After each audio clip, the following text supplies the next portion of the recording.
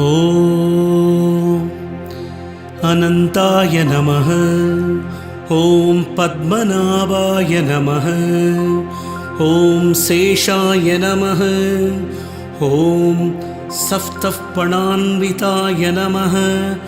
ॐ तल्पात्मकाय नमः। ॐ पद्मकराय नमः। ॐ पिङ्गप्रसन्नलोचनाय नमः। ॐ गदाधराय नमः। ॐ चतुर्बाहवे नमः। ॐ शङ्खचक्रधराय नमः। ॐ अव्ययाय नमः। ॐ नवाम्रपल्लवाभासाय नमः। ॐ ब्रह्मसूत्रविराजिताय नमः। ॐ शिलाशुपूजिताय नमः। ॐ देवाय नमः। ॐ कौण्डिन्यप्रददोषिताय नमः। ॐ नपस्यगक्लस्तचतुर्दशीपूज्याय नमः। ॐ फणेश्वराय नमः। ॐ सङ्कर्षणाय नमः। ॐ चित्स्वरूपाय नमः। ॐ शूत्रक्रन्तिसुसंस्थिताय नमः। ॐ कौण्डिन्यवरदाय नमः। ॐ पृथ्वीधारिणे नमः। ॐ पातालनायकाय नमः। ॐ सहस्राक्षाय नमः। ॐ अखिलाधाराय नमः। ॐ सर्वयोगी कृपाकराय नमः। ॐ सहस्रभद्र सम्पूज्याय नमः। ॐ केदगीकुसुमप्रियाय नमः। ॐ सहस्रबाहवे नमः। ॐ सहस्रशिरसे नमः। ॐ श्रुतजनप्रियाय नमः। ॐ भक्तदुःखहराय नमः। ॐ श्रीमते नमः। ॐ भवसागरतारकाय नमः। ॐ यमुनाधीरसदृष्टाय नमः। ॐ सर्वनागेन्द्रवन्दिताय नमः। ॐ यमुनारात्यपादाब्जाय नमः। ॐ युधिष्ठिरसुपूजिताय नमः। ॐ ध्येयाय नमः। ॐ विष्णुपर्यङ्गाय नमः। ॐ चक्षुश्रवणवल्लभाय नमः। ॐ सर्वकामप्रदाय नमः। ॐ सेव्याय नमः। ॐ भीमसेनामृतप्रदाय नमः। ॐ सुरासुरेन्द्रसम्पूज्याय नमः।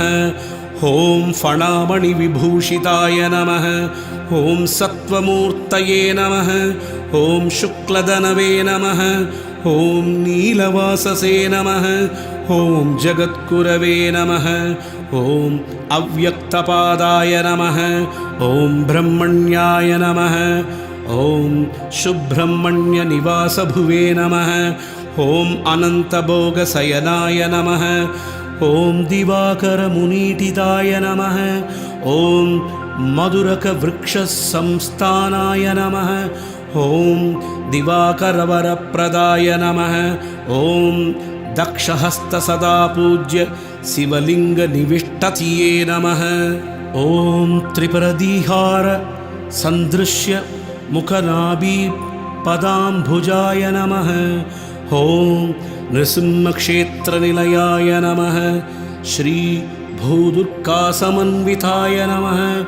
ॐ मत्स्यतीर्थविहारिणे नमः। ॐ धर्माधर्मादिरूपवते नमः। ॐ महाभोगायुधाय नमः। ॐ वार्तितीरस्थाय नमः। ॐ करुणानिधये नमः। ॐ ताम्रपर्णिपार्श्ववर्धिने नमः। ॐ महते नमः। ॐ धर्मपरायणाय नमः। ॐ महाभाष्यप्रणेत्रे नमः। ॐ नाकलोकेश्वराय नमः। ॐ स्वभुवे नमः। ॐ रत्नसिंहासनासीनाय नमः। ॐ स्फुरन्मकरकुण्डलाय नमः। ॐ सहस्रादित्यसङ्गाचाय नमः ॐ पुराणपुरुषाय नमः ॐ ज्वलरत्नक्रीटाद्याय नमः ॐ सर्वाभरणभूषिताय नमः ॐ नागकन्यावृतप्रान्ताय नमः ॐ दिक्पालपरिपूजिताय नमः ॐ गन्धर्वगानसन्दुष्टाय नमः ॐ योगशास्त्रप्रवर्तकाय नमः ॐ देववैणीकसम्पूज्याय नमः ॐ वैकुण्ठाय नमः ॐ सर्वतोमुखाय नमः ॐ रत्नाङ्गदळसत्याहवे नमः ॐ बलभद्राय नमः ॐ प्रशम्बक्ने नमः ॐ काळिन्तीकर्षणाय नमः ॐ भक्तवत्सलाय नमः ॐ रेवतीप्रियाय नमः ॐ निरादराय नमः ॐ कपिलाय नमः ॐ कामपालाय नमः ॐ अच्युताग्रजाय नमः ॐ अस्तिकगुरवे नमः ॐ अव्यक्राय नमः ॐ बलदेवाय नमः ॐ महाबलाय नमः ॐ अजाय नमः ॐ बादाचनाधीशाय नमः ॐ महातेजसे नमः ॐ निरञ्जनाय नमः ॐ सर्वलोकप्रदायुधाय नमः ॐ लज्ज्वालप्रलयाग्निमुखाय नमः ॐ सर्वलोकैकसंहर्त्रे नमः ॐ सर्वेष्टार्थप्रदायकाय नमः ॐ श्री अनन्तपद्मनाभस्वामिने नमः ॐ अनन्ताय नमः ॐ पद्मनाभाय नमः ॐ शेषाय नमः ॐ सप्तपणान्विताय नमः ॐ तल्पात्मकाय नमः ॐ पद्मकराय नमः ॐ पिङ्गप्रसन्नलोचनाय नमः ॐ गदाधराय नमः ॐ चतुर्बाहवे नमः ॐ शङ्खचक्रधराय नमः ॐ अव्ययाय नमः ॐ नवाम्रपल्लवाभासाय नमः ॐ ब्रह्मसूत्रविराजिताय नमः ॐ शिलाशुपूजिताय नमः ॐ देवाय नमः ॐ कौण्डिन्यप्रददोषिताय नमः ॐ नपस्यगक्लस्तचतुर्दशी पूज्याय नमः ॐ फणेश्वराय नमः ॐ सङ्कर्षणाय नमः ॐ चित्स्वरूपाय नमः ॐ शूत्रक्रन्तिसुसंस्थिताय नमः ॐ कौण्डिन्यवरदाय नमः ॐ पृथ्वीधारिणे नमः ॐ पातालनायकाय नमः ॐ सहस्राक्षाय नमः ॐ अखिलाधाराय नमः ॐ सर्वयोगिकृपाकराय नमः ॐ सहस्रभद्रसम्पूज्याय नमः ॐ केदगीकुसुमप्रियाय नमः ॐ सहस्रबाहवे नमः ॐ सहस्रशिरसे नमः ॐ श्रुतजनप्रियाय नमः ॐ भक्तदुःखहराय नमः ॐ श्रीमते नमः ॐ भवसागरतारकाय नमः ॐ यमुनाधीरसदृष्टाय नमः ॐ सर्वनागेन्द्रवन्दिताय नमः ॐ यमुनारात्यपादाब्जाय नमः ॐ युधिष्ठिरसुपूजिताय नमः ॐ ध्येयाय नमः ॐ विष्णुपर्यङ्गाय नमः ॐ चक्षुश्रवणवल्लभाय नमः ॐ सर्वकामप्रदाय नमः ॐ सेव्याय नमः ॐ भीमसेनामृतप्रदाय नमः ॐ सुरासुरेन्द्रसम्पूज्याय नमः। ॐ फणामणिविभूषिताय नमः। ॐ सत्त्वमूर्तये नमः। ॐ शुक्लदनवे नमः। ॐ नीलवाससे नमः। ॐ जगद्गुरवे नमः। ॐ अव्यक्तपादाय नमः। ॐ ब्रह्मण्याय नमः। ॐ सुब्रह्मण्यनिवासभुवे नमः। ॐ अनन्तभोगशयनाय नमः। ॐ दिवाकरमुनीटिताय नमः। ॐ मधुरकवृक्षसंस्थानाय नमः।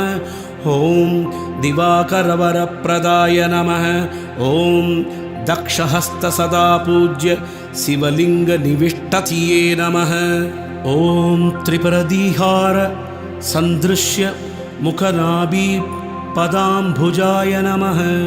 ॐ नृसिंहक्षेत्रनिलयाय नमः। श्रीभूदुर्गासमन्विताय नमः। ॐ मत्स्यतीर्थविहारिणे नमः। ॐ धर्माधर्मादिरूपवते नमः। ॐ महाभोगायुधाय नमः। ॐ वार्तितीरस्थाय नमः। ॐ करुणानिधये नमः। ॐ ताम्रपर्णिपार्श्ववर्धिने नमः। ॐ महते नमः। ॐ धर्मपरायणाय नमः। ॐ महाभाष्यप्रणेत्रे नमः। ॐ नाकलोकेश्वराय नमः। ॐ स्वभुवे नमः। ॐ रत्नसिंहासनासीनाय नमः। ॐ स्फुरन्मकरकुण्डलाय नमः। ॐ सहस्रादित्यसङ्गाचाय नमः। ॐ पुराणपुरुषाय नमः। ॐ ज्वलद्रत्नक्रीटाद्याय नमः। ॐ सर्वाभरणभूषिताय नमः। ॐ नागकन्यावृतप्रान्ताय नमः। ॐ दिक्पालपरिपूजिताय नमः। ॐ गन्धर्वगानसन्दुष्टाय नमः। ॐ योगशास्त्रप्रवर्तकाय नमः। ॐ देववैणीकसम्पूज्याय नमः। ॐ वैकुण्ठाय नमः। ॐ सर्वतोमुखाय नमः। ॐ रत्नाङ्गदळसत्याहवे नमः। ॐ बलभद्राय नमः। ॐ प्रसम्भक्ते नमः। ॐ काळिन्दीकर्षणाय नमः। ॐ भक्तवत्सलाय नमः। ॐ रेवतीप्रियाय नमः। ॐ निराधराय नमः। ॐ कपिलाय नमः। ॐ कामपालाय नमः। ॐ अच्युताग्रजाय नमः। ॐ अस्तिकगुरवे नमः। ॐ अव्यक्राय नमः। ॐ बलदेवाय नमः। ॐ महाबलाय नमः। ॐ अजाय नमः। ॐ बादाचनाधीशाय नमः। ॐ महातेजसे नमः। ॐ निरञ्जनाय नमः। ॐ सर्वलोकप्रदायुधाय नमः। ॐ लज्ज्वालप्रलयाग्निमुखाय नमः। ॐ सर्वलोकैकसंहर्त्रे नमः। ॐ सर्वेष्टार्थप्रदायकाय नमः। ॐ श्री अनन्तपद्मनाभस्वामिने नमः। ॐ अनन्ताय नमः। ॐ पद्मनाभाय नमः। ॐ शेषाय नमः। ॐ सप्तपणान्विताय नमः। ॐ तल्पात्मकाय नमः। ॐ पद्मकराय नमः। ॐ पिङ्गप्रसन्नलोचनाय नमः। ॐ गदाधराय नमः। ॐ चतुर्बाहवे नमः। ॐ शङ्खचक्रधराय नमः। ॐ अव्ययाय नमः। ॐ नवाम्रपल्लवाभासाय नमः। ॐ ब्रह्मसूत्रविराजिताय नमः। ॐ शिलाशुपूजिताय नमः। ॐ देवाय नमः। ॐ कौण्डिन्यप्रददोषिताय नमः। ॐ नपस्यगक्लस्तचतुर्दशी पूज्याय नमः। ॐ फणेश्वराय नमः। ॐ सङ्कर्षणाय नमः। ॐ चित्स्वरूपाय नमः। ॐ शूत्रक्रन्तिसुसंस्थिताय नमः। ॐ कौण्टिन्यवरदाय नमः। ॐ पृथ्वीधारिणे नमः। ॐ पादाळनायकाय नमः। ॐ सहस्राक्षाय नमः। ॐ अखिलाधाराय नमः। ॐ सर्वयोगी कृपाकराय नमः। ॐ सहस्रभद्र सम्पूज्याय नमः। ॐ केदगी कुसुमप्रियाय नमः। ॐ सहस्रबाहवे नमः। ॐ सहस्रशिरसे नमः। ॐ श्रुतजनप्रियाय नमः। ॐ भक्तदुःखहराय नमः। ॐ श्रीमते नमः। ॐ भवसागरतारकाय नमः। ॐ यमुनाधीरसदृष्टाय नमः। ॐ सर्वनागेन्द्रवन्दिताय नमः। ॐ यमुनारात्यपादाब्जाय नमः। ॐ युधिष्ठिरसुपूजिताय नमः। ॐ ध्येयाय नमः। ॐ विष्णुपर्यङ्गाय नमः। ॐ चक्षुश्रवणवल्लभाय नमः। ॐ सर्वकामप्रदाय नमः। ॐ सेव्याय नमः। ॐ भीमसेनामृतप्रदाय नमः। ॐ सुरासुरेन्द्रसम्पूज्याय नमः। ॐ फणामणिविभूषिताय नमः।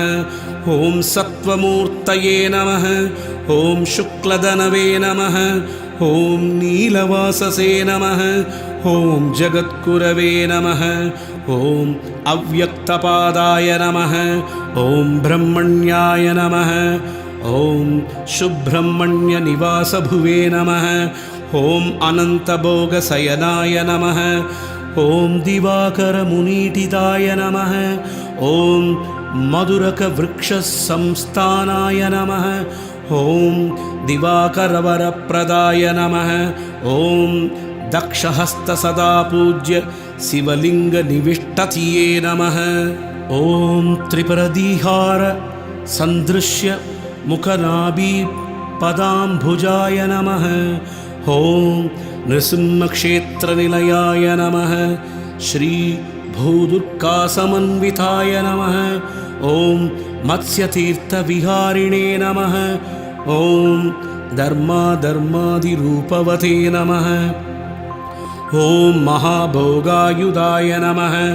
ॐ वार्तितीरस्थाय नमः।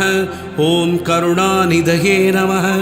ॐ ताम्रपर्णिपार्श्ववर्धिने नमः। ॐ महते नमः। ॐ धर्मपरायणाय नमः। ॐ महाभाष्यप्रणेत्रे नमः। ॐ नाकलोकेश्वराय नमः। ॐ स्वभुवे नमः। ॐ रत्नसिंहासनासीनाय नमः। ॐ स्फुरन्मकरकुण्डलाय नमः। ॐ सहस्रादित्यसङ्गाचाय नमः। ॐ पुराणपुरुषाय नमः। ॐ ज्वलत्रत्नक्रीटाद्याय नमः। ॐ सर्वाभरणभूषिताय नमः। ॐ नागकन्यावृतप्रान्ताय नमः। ॐ दिक्पालपरिपूजिताय नमः। ॐ गन्धर्वगानसन्दुष्टाय नमः। ॐ योगशास्त्रप्रवर्तकाय नमः। ॐ देववैणीकसम्पूज्याय नमः। ॐ वैकुण्ठाय नमः। ॐ सर्वतोमुखाय नमः। ॐ रत्नाङ्गदळसत्याहवे नमः। ॐ बलभद्राय नमः। ॐ प्रसम्भक्ने नमः। ॐ काळिन्दीकर्षणाय नमः। ॐ भक्तवत्सलाय नमः। ॐ रेवतीप्रियाय नमः। ॐ निराधराय नमः। ॐ कपिलाय नमः। ॐ कामपालाय नमः। ॐ अच्युताग्रजाय नमः। ॐ अस्तिकगुरवे नमः ॐ अव्यक्राय नमः ॐ बलदेवाय नमः ॐ महाबलाय नमः ॐ अजाय नमः ॐ बादाचनाधीशाय नमः ॐ महातेजसे नमः ॐ निरञ्जनाय नमः ॐ सर्वलोकप्रदायुधाय नमः ॐ लज्ज्वालप्रलयाग्निमुखाय नमः ॐ सर्वलोकैकसंहर्त्रे नमः ॐ सर्वेष्टार्थप्रदायकाय नमः ॐ श्री अनन्तपद्मनाभस्वामिने नमः। इति श्री अनन्तपद्मनाभ अष्टोत्तरशतनामावळि सम्पूर्णम्।